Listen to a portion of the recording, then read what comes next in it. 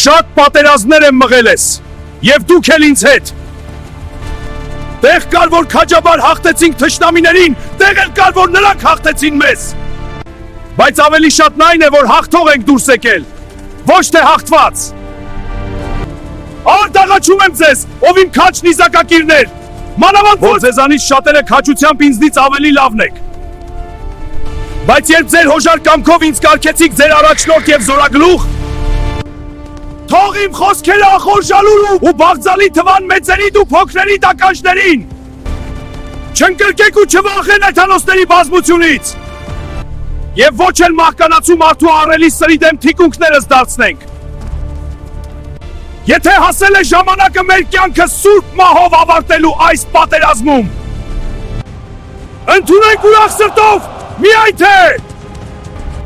արիության և քաջության մեջ վախկոտություն չխառնենք։ 451 թվականի մայիսի 25-ին Դարդան Մամիկոնյանի հրամանով հայոց զորքը հավաքվեց Այրարատում և արագորեն շարժվեց թշնամուն ընդառաջ։ Սպարապետը ցանկանում էր ճակատամարտ տալ հայ-պարսկական սահմանում և կանխել երկրիավերումը։ Սակայն Մուշկան Նյուսալավուրտի հրամանատարությամբ պարսկական զորքն արդեն անցել էր Հերուզարևան գավառները և շարժվում էր դեպի երկրի խորքը։ Պարսիկների հսկայական բանակն ուժեղացված էր ընտիր հեծելազորով Մատյան ու մարտական փղերով։ Պարսիկները շուտով Դանդասպուրականի արտազգավառ բանակ դրեցին Տղմուտ գետի աջափին Ավարայերի դաշտում։ Մայիսի 25-ին հայկական բանակը մոտենում է հակառակորդի ամրացված Ջամբարին կանգ առնում գետի ձախապին։ Մայիսի 26-ին շաբաթաթարավոտյան Ավարայերի դաշտում հակառակորդներն ընդունում են մարտական դրություն։ Ճակատամարտի նախօրեին Սպարապետն իր 66,000-անոց բանակը բաժանել էր երկմասի։ Սպարապետն առանձնացրեց նաև պահեստազոր։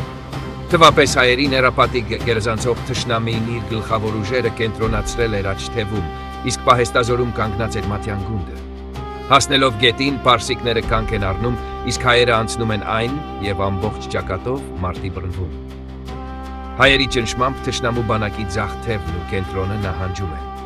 Վարդան Մամիկոնյանը պահեստազորի մի մասը նետում է կենտրոն, այնտեղ ճնշումը ուժեղացնելու համար, մնացած մասով օգնության են շտապում ձախ թևին և հետ շպրտում թշնամուն։ Բայց հակառակորդի պահեստազորը, վերադասավորվելով, շրջապատում են իրենց թիկունքը թափանցած հայկական հեծելագնդին։ Անհավասար մարտում հերոսաբար զոհվում է նաև Վարդան Մամիկոնյանը։ Ճակատամարտը շարունակվում է մինչև օրվա վերջը։ Երեկոյան մարտը դադարեց և հայոց բանակը վերադարձավ իր դիրքերը։ Զոհվել էր Սպարապետը, հայերը զգալի կորուստներ էին տվել։ Հայերի զոհերի թիվը հասնում էր 1036 հոգու, մարտի դաշտում ընկել էին 9 նախարարներ։